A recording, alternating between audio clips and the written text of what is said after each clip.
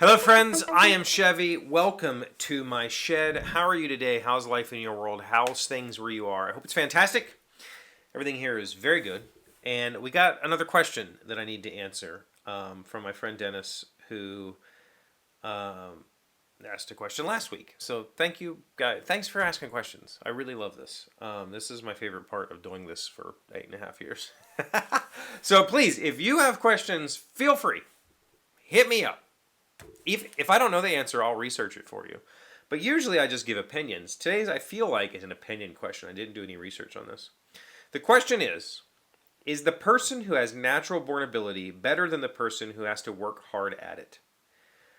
I think, meaning he thinks, the person who is born with it and works hard are the outliers we all come to know, but is that true?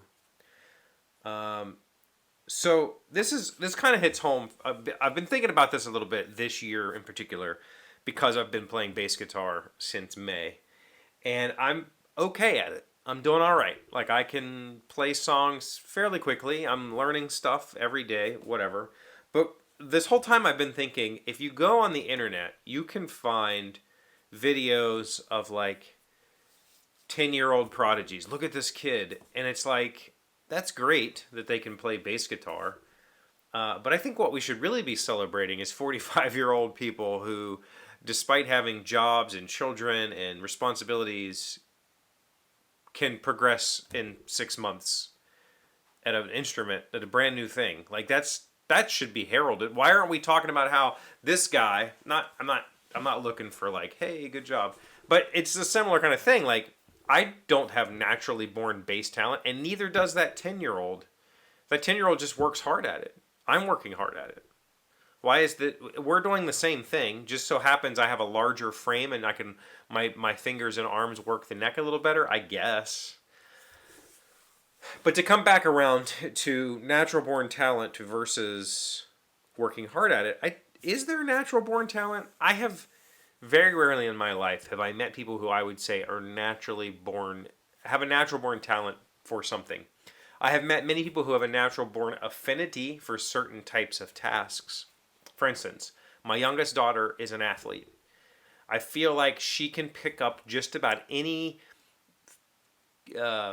physiokinetic motion, and she has a really good, how do you say this? Maybe that's, I don't know if I just made a word up there, but there's a word similar to that talks about how, like, gymnasts, for instance, have like innate ability to understand where all of their body parts are in space at a given time. And I think that is the kind of inborn athleticism. That is the thing that some of us completely lack. Some of us just don't have a concept of understanding where our hands are in space versus an external object, or where our hands need to go in space, or where our feet need to go in space. Like, we don't have that ability. Some people do. And those people often end up being very good athletes. Now, does that mean my daughter has a natural born ability for softball? No. My daughter's worked very, very hard at softball. Does she have a natural born ability for soccer? No. She worked very, very hard at those things. She's very good at those things because maybe she has that body knowledge, positioning knowledge that a lot of other people lack. Does that mean that she is a better player than the person who has put 100% of themselves into it? No. Does that mean that she deserves to be, praised for her innate ability? No, I don't think it's either way. I think that, specifically, let's talk about music. I have met one person in my life who seemed to have a natural musical gift, meaning that this person had no formal musical training. This person had the ability to sit at a piano, play a little bit, and learn songs instantly. Like, play a song, they could go sit down and play the piano and play that song. Like, is it perfect pitch? I don't really know for sure. I don't know that you could define that in that way, because I feel like most people have to learn, like, at a very early age, have to be taught to develop a perfect pitch, whereas maybe this person just had some innate ability to understand musical notes in a way that I don't understand. But that was phenomenal to see. Did that mean that that person was a good musician? Nope. In fact, I would say he wasn't a musician. Though he could sit and play a piece, that didn't mean that he could sit and create a piece. That didn't mean he understood anything about the structure or the work that he was working on. It just meant that he could hear something and replicate it. But that's if you were to put that on video. If I could put that on video, and especially at the time that this was like the '90s or whatever, that could have been that would have blown up, right? Like, watch this, right?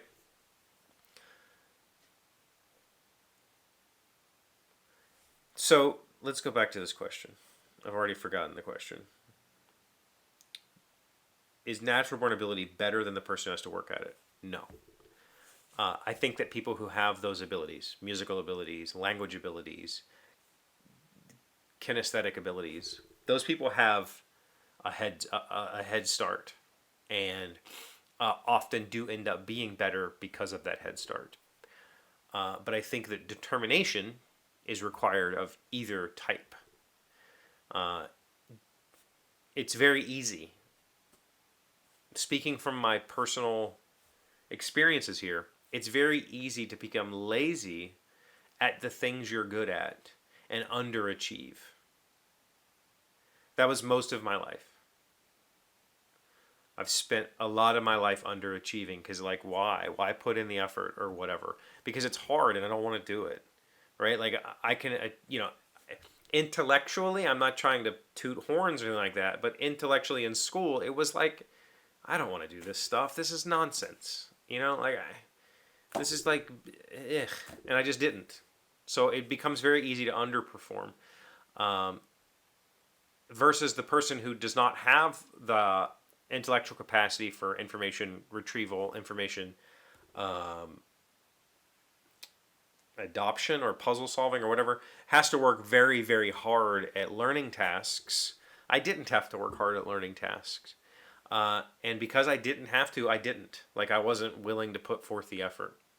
If I had had the determination and drive, I could have been a very successful student. I just didn't feel like it. Whereas this person who didn't have that innate ability put everything they had into it and became a very successful student because they had the drive and they had the determination. And for some people, that's not a choice. Some people are born with what we used to call learning disabilities. I don't know if they're necessarily called that anymore, but had their own struggles. Maybe dyslexia, which, when I was a child, dyslexia was seen as stupidity. Like, you're just dumb. You don't get it because you're dumb. No, we know now that's BS, right? It's just language works differently for that person, and that person has to put in all of the effort, or they decide not to, and just continue to I'm not going to read, or I'm not going to put in the effort. I have a few dyslexic friends who are avid readers. I have one dyslexic friend who is a very good author, and he works very hard at it because of his dyslexia. And I think that is commendable.